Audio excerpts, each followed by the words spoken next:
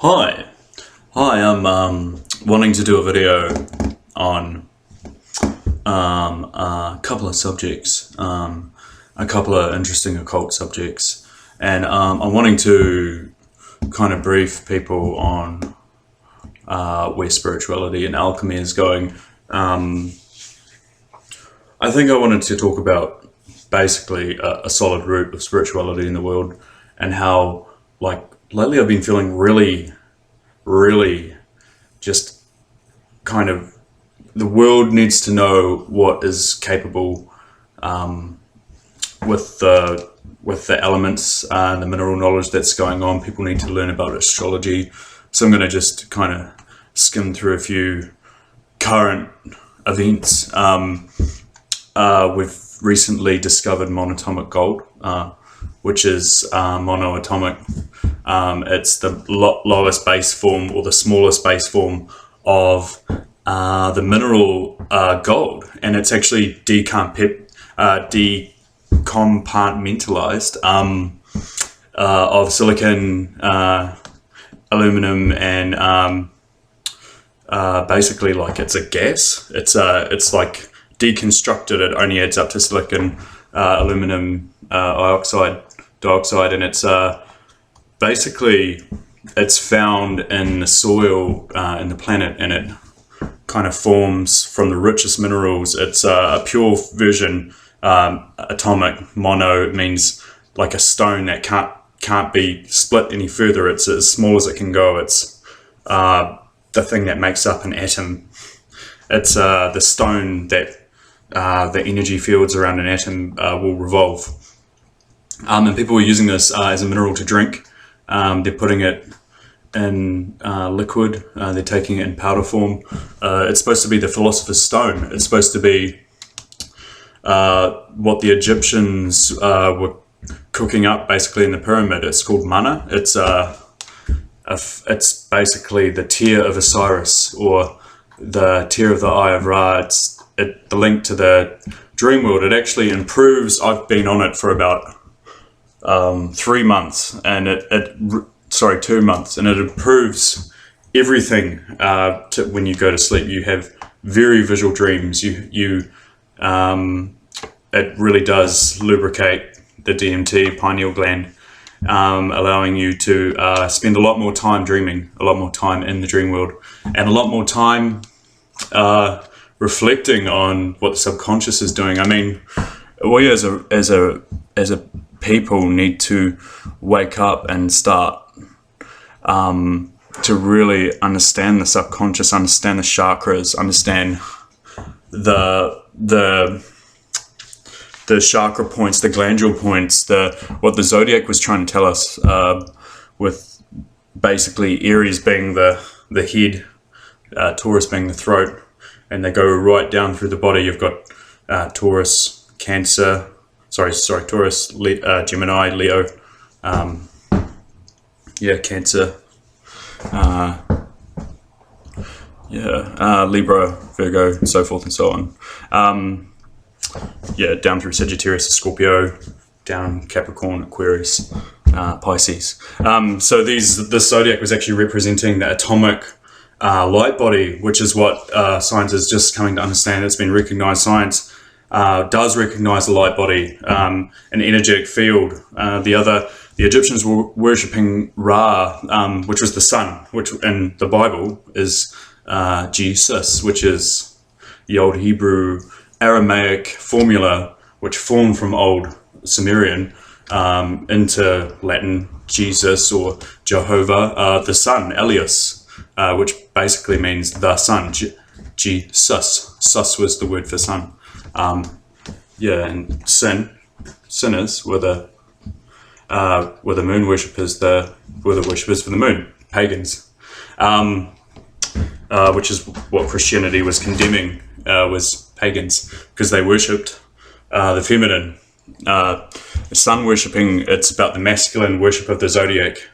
It's about kind of focusing on, well, it's recognizing Ra, or the savior of the heart of the zodiac, that the very light of God that grows the crops, that fills your fields with Passover lamb and seedlings all the way through from Aries and spring, right up to Leo in August, in the heat of summer and down. This is teachings from a guy from Melbourne called Santos Bonacci, and he's a really good guy to look up.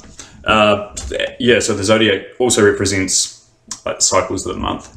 It represents the glandular nodes, the glandular points, the pineal gland, pituitary gland. I can't remember all of them at the moment, but it goes the gonad gland. So going back to monatomic gold cleans your DNA. It goes right through at a cellular level. It is so small that the tetrahedrons and the shapes that go into cellular kind of feed cells, like a lot of people, their bodies aren't clean. Their bodies haven't received cleansing, and you can only get that from monoatomic minerals.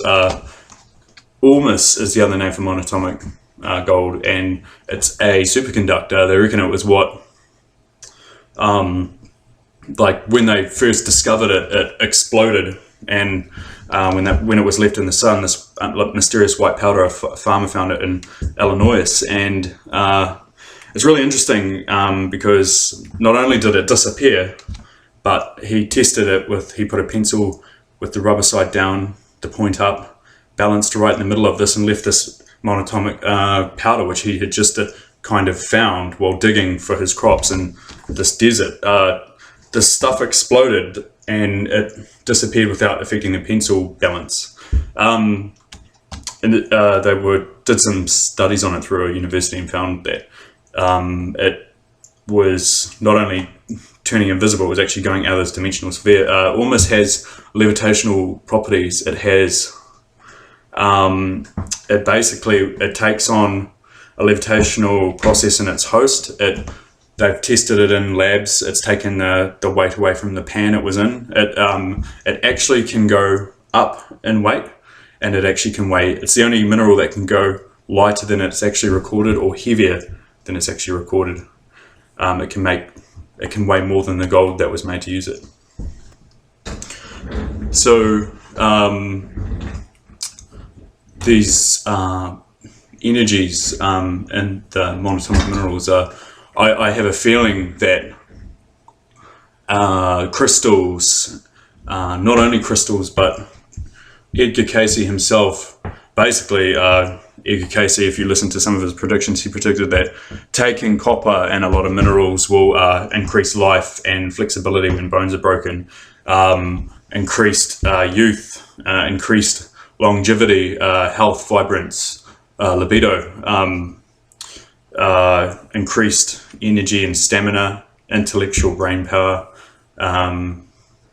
empathy. So these minerals are really important, and he basically said that gold was going to be one of them. And I think that these minerals that are found, because these minerals are really important, I'm just going to look them up if I can figure out how to. I will look it up in a second, and I'll have some notes. So this is basically my introduction. I'm going to make another video with other stuff to go along with it. But basically start taking monatomic gold and order some, and maybe learn how to make it. This was a mythical powder. That the Egyptians said the soul was, the heart had to be lighter than the soul for you to pass over to the heavens. And I think that cleaning your DNA was part of that process. When you dream, you actually lose weight. When you die, you lose weight. Your light body has a weight, or it loses weight when it enters another dimension, when it sheds the physical third dimension and goes into the fourth dimension. I think taking monatomic gold is really important for dreaming, because it allows the DMT to work properly in the pineal gland when you go to sleep.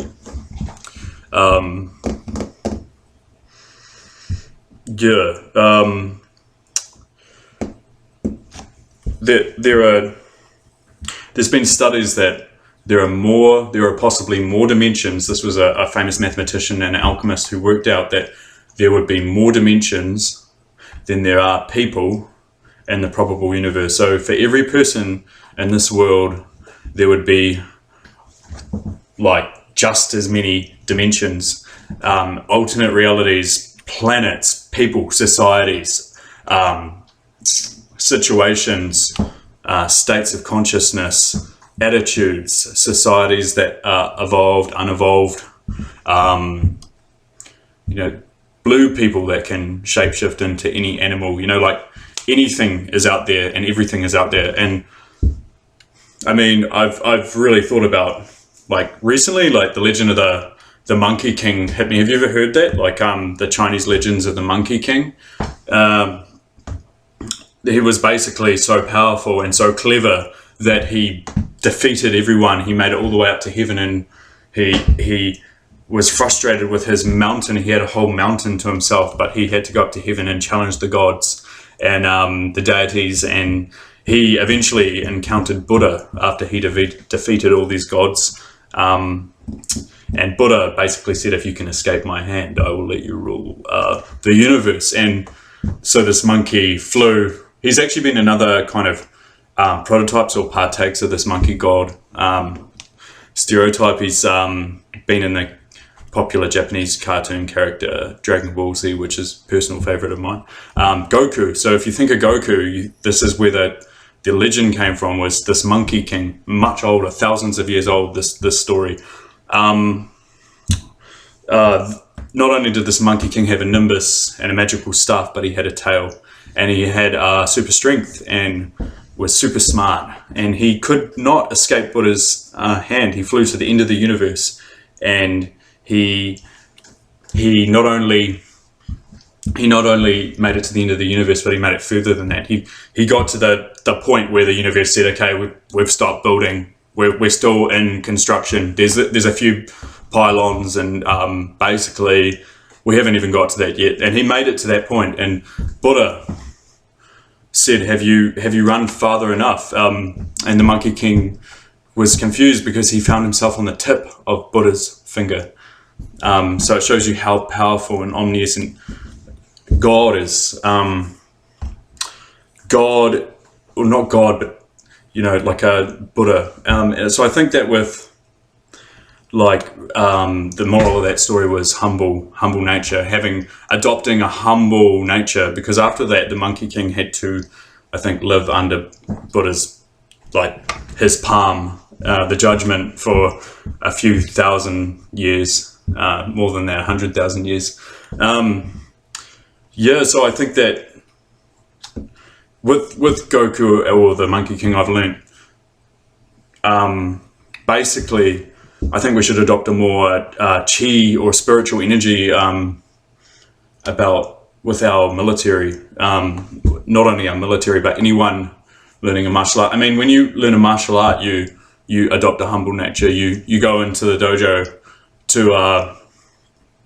to basically learn how to control your environment with physical art. It should be the same when it comes to serving a country. There should be an actual spiritual devotion behind anything that requires force. Like if I went to do a punch, or if I did a chop, a kung fu chop, I would have to have intention behind that. And to have intention, I'd have to have a yin and yang balance. There's got to be, the other people have got to be safe in the room. The other students have got to learn from something. I have to be setting an example.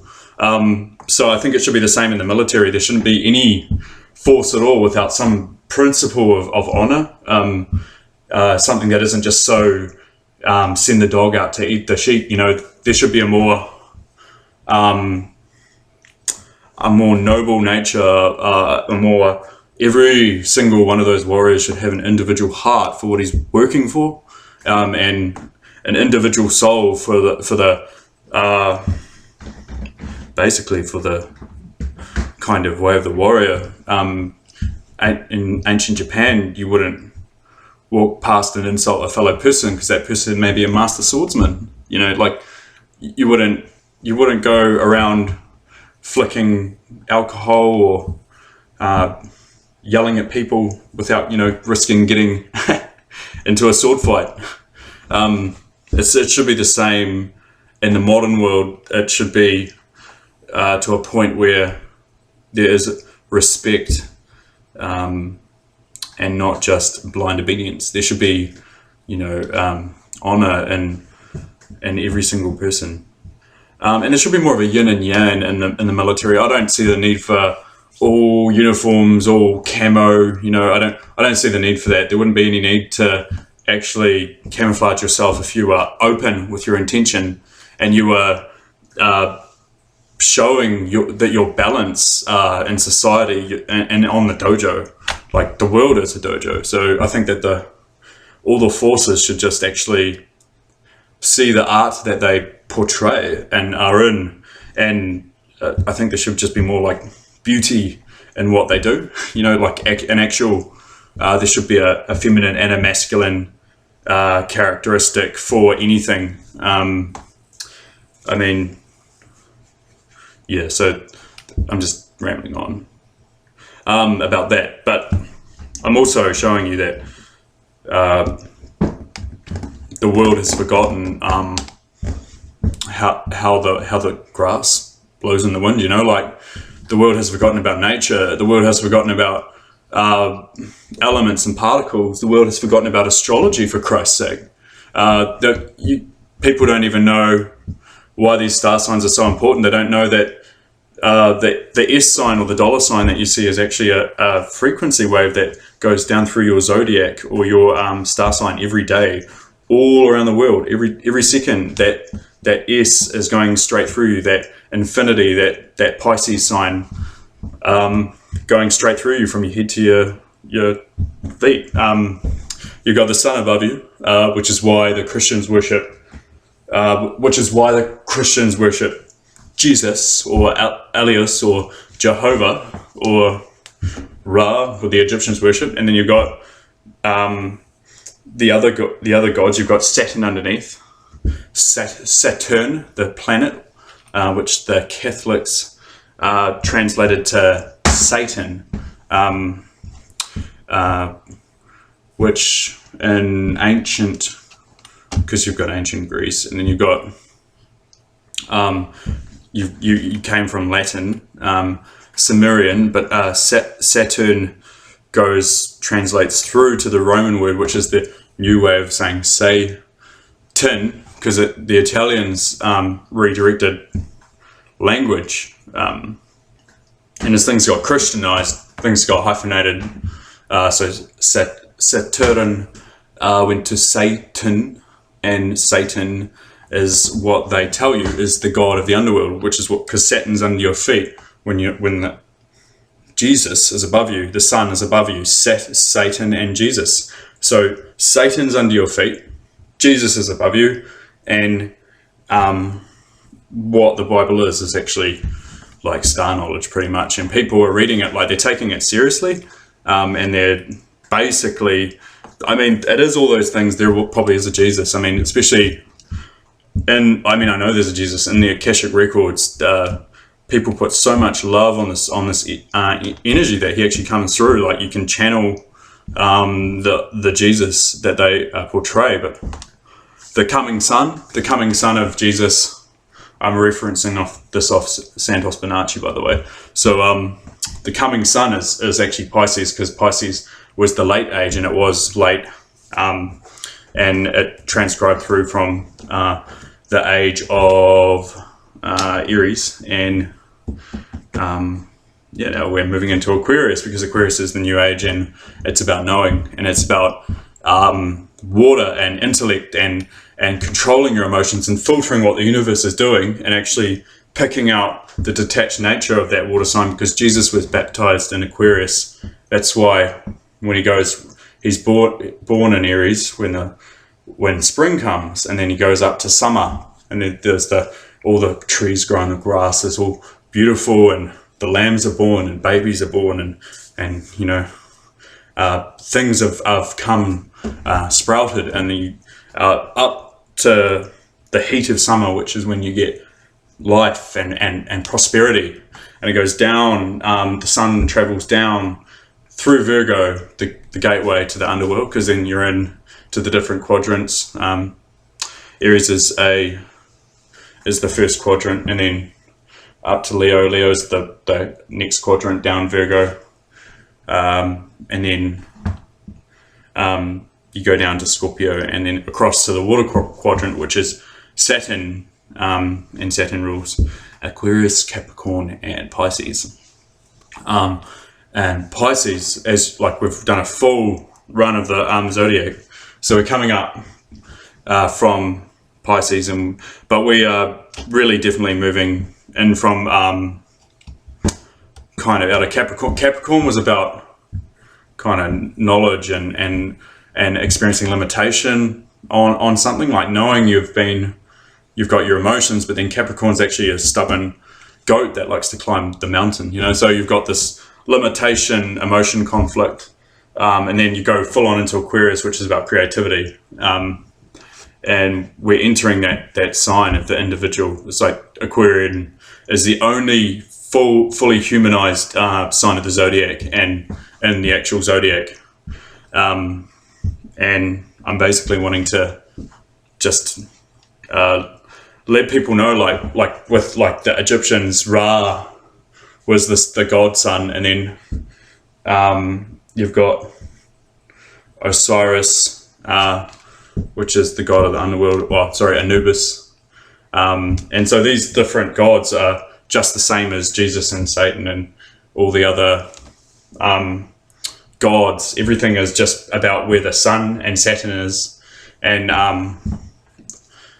what you need to understand is that these are not only the planets, but they're also the glandular points and the meridian points and the chakras. And your zodiac, what you're born on, is the exact dollar sign frequency that you receive. Everything opens up at that point, and you have infinite kind of frequency tuning, like a crystal. Like a crystal is tuned to a certain frequency. It's a mineral. It's born at a certain time in the earth and the crust, and it's the same with consciousness. Consciousness is born under the planets, and they all align to fit your personality and your traits.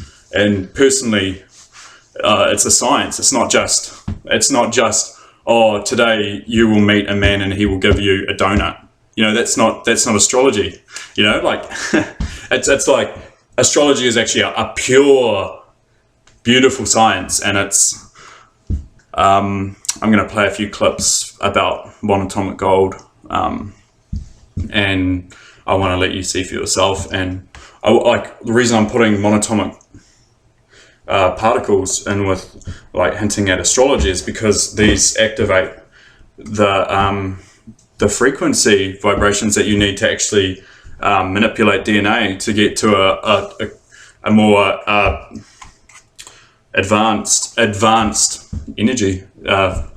Like we are people, and we have to like really, excuse my French, wake the fuck up when it comes to what's happening in the world. There's like not enough time to be blaming people for their religion or for what they're wearing or the color of their skin or what they choose to laugh at. Like I don't think we should be eating meat. I don't think we should be.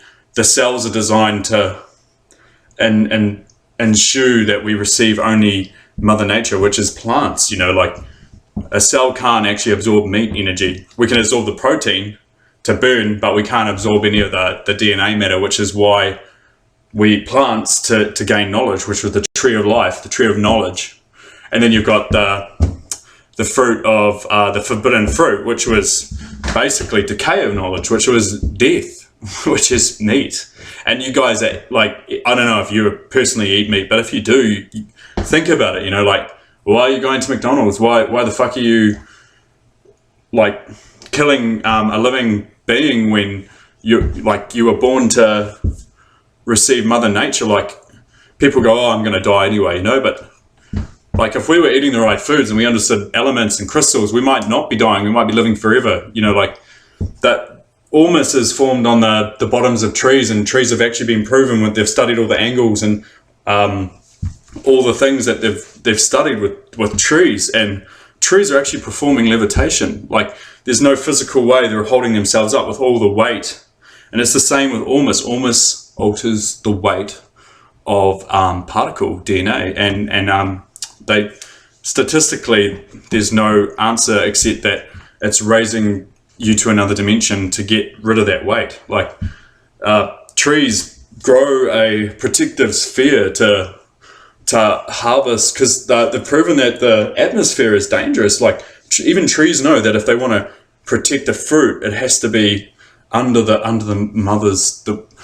mother's beautiful flowing hair, her protective dress, her breasts, and her protection. It almost kind of grows. You can find it in the white stuff that you kind of grows off roots, and it starts to create mushrooms and spores, all that stuff. And mushrooms are actually really medicinal, and the ancient American Indians knew that. They knew that that all these things, like where the water was the bluest and greenest, the minerals were rich. And the same with like when mushrooms were just sprouting, it was a sign that there was a transfer of DNA and information and protection and energy between the mushrooms and the wood. And the wood was receiving humus, and the mushrooms were receiving like basically minerals and food, plant food. So I just want people to know that humus is in everything, and the same with crystals. Crystals have mainly just calcium dioxide, sulfates. They have calcium sulfates, they have a few coppers, they have all sorts. They have magnesium, they have natural salts. The old word for life in the Sumerian word, in the Aramaic word, what Jesus spoke was salt. It meant salt. It was like and that the tear of the eye of Horus is the DNA. So it is, sorry, not the DNA, the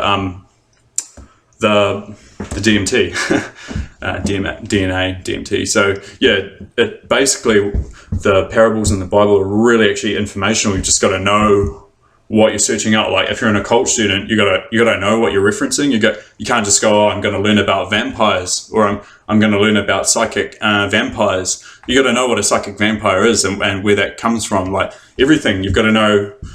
If you're wanting to learn about like the moon, you've got to know what the moon was called 5,000 years ago. You've got to know what the moon was called 100,000 years ago. Sin, the moon was sin. It's like you really just understand that all the conditioning that happens as empires take over Europe and other places, and like the Phoenicians traveled over to the British Isles and took over Britain, and they were Italian. They formed the bloodlines, the Merovingian bloodlines. They formed everything to do with raping and pillaging and copywriting people's human rights and life. They basically want you to be paying money forever. That's why they worship Saturn, because Saturn is about time and synchronicity, and the elite worship Saturn because they want you just worshipping God. They want you worshipping the sun. They don't want you knowing about all the other planets and all the other star signs, because then you would actually have power. Like you would actually have power if you knew about this. You wouldn't be told to read a book and follow it for your whole life like a monkey. You would wake up. So when you're referencing the occult, treat it as an exercise. Really treat it with honor. Yeah. Like basically the occult reference the planets, reference the astrology background, reference the minerals. Read and listen to, basically just follow your heart, like just go out there and start learning. I reckon that pretty soon people are going to start learning for themselves with this informational universe, with all our psychics, all our channeling information, with all our history, with the rumors from Atlantis. We're going to learn what's really going on, and we're probably going to have the keys to a new way of thinking, you know. But we're really going to bring this world up to a point where we can evolve and actually meet other species out in space. And I just want you guys to do your homework, you know. So I want you guys to really just live in love and light, and that is my first video. For those of you who don't know, my name is Bright Wolf. Peace out, and enjoy 2016.